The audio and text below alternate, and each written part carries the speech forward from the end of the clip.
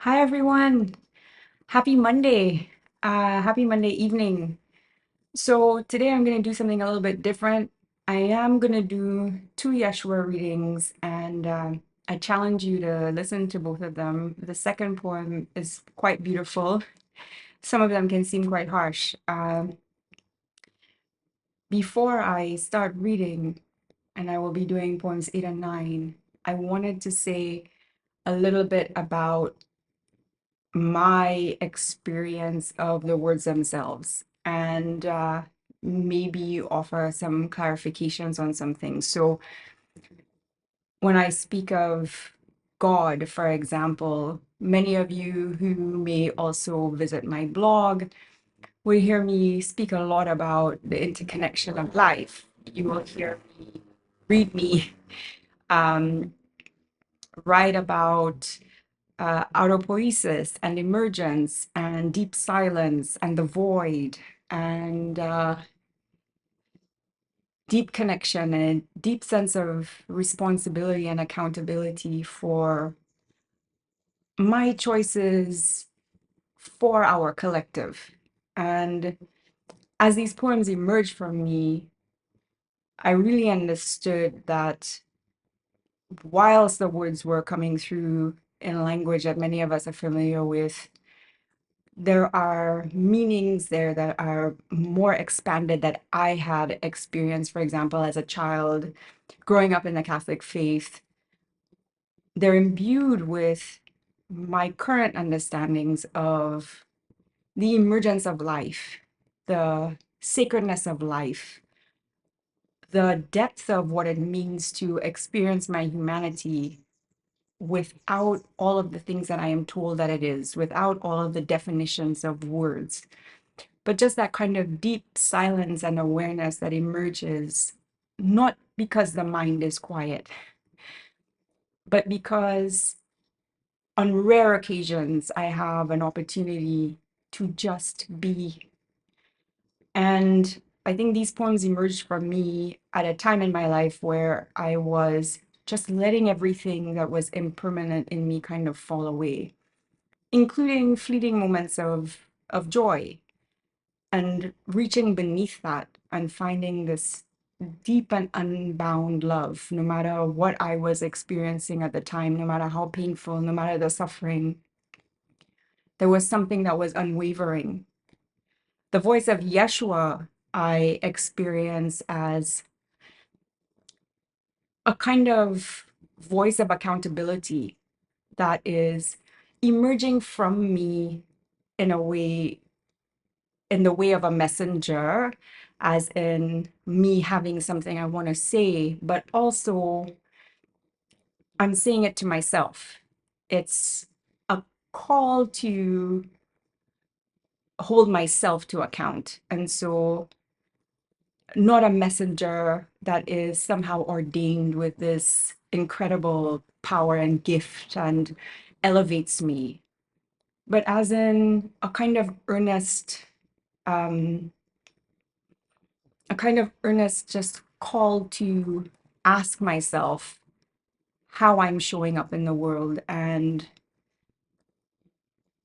of course, it emerges in a very particular type of expression of Christianity in some ways. The story of Jesus is woven in interpretations of who Yeshua is and what that message of Yeshua is, and what people would say is Christ consciousness or Yeshua consciousness. And I think all of that is there in a very kind of direct confrontation of, as in, what of me is to be now taking responsibility for where we are in this life, how humanity has emerged, the choices we've made, and the choices that we're on the precipice of making that will alter things forever. And for those of you who know me well and who know my work and who follow my blog, you would know that I'm working in areas of existential risk, that I've paid very close attention to exponential technologies, from artificial intelligence to since biology, whatever else you can name that lends uncertainty to these times, including all of the issues we're facing with climate and weather and war. So there's a lot in here that on the surface may seem to sound like things we've heard before, but underneath is there's a lot of depth and a very big confrontation with self. And so that all being said, I'm going to read to you the, yes, next two poems in the book. The first one I'll read is poem number 8. You imagine yourself a god. You imagine yourself a god and not of God. In that you seek to make something you can call your own. And in this you have dismantled all that is sacred, save for the last remaining sacred seed. You imagine yourself a god. You take the shadows on the wall of the cave and create a world in them. Ask not of me to sanctify that which you have desecrated. My coming again will be to liberate on the winds those willing to emerge from the spell of the shadows. Those who wish to remain in the darkness, so shall your wish be granted. You cannot be forced into the light, for you are meant to be aware of the dark, to know the light, not to become the dark, and so deny the light. You would make a prisoner of us all inside the rotted recesses of your mind. I ask those who can listen, do not believe this lie. You are not that, not tied to time and decay. You are unbound. Through my will alone can you live forever, and it will not be here in this prison. Come, listen and hear me now. Be assured, you are not a machine.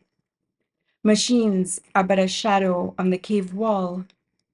You are the light, unbound, and from whence all else has come. And poem number 9. Sit with me a while. Sit with me a while and remove your obstacles. Peel them away one by one. Feel them slide away. Some of them will be sticky, like the burnt flesh of a new wound, not yet dried up and ready to fall away. Sit with me a while and let your tears nourish the earth at your feet. See how you are not a distinct entity, but of the limbs of life. Sit with me a while and recognize your face for the first time. Be a stranger to yourself. Know not your name or even what you are. Be unknown. Sit with me a while and see the desert sand swirling around you. Do not rebuke them.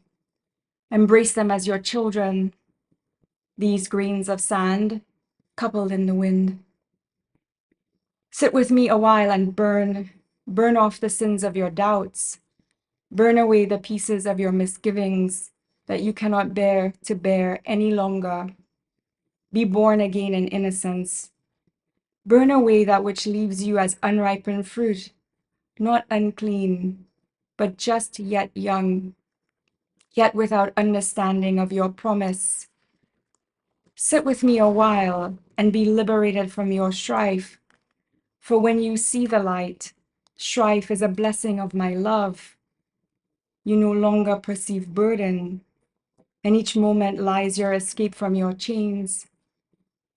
Sit with me a while. Teach me of your worries. I will burn them, and you will peel them away. Thank you for coming and listening. Thank you for being brave. Buy Yeshua online or leave me a review. Share with me your thoughts, and take care.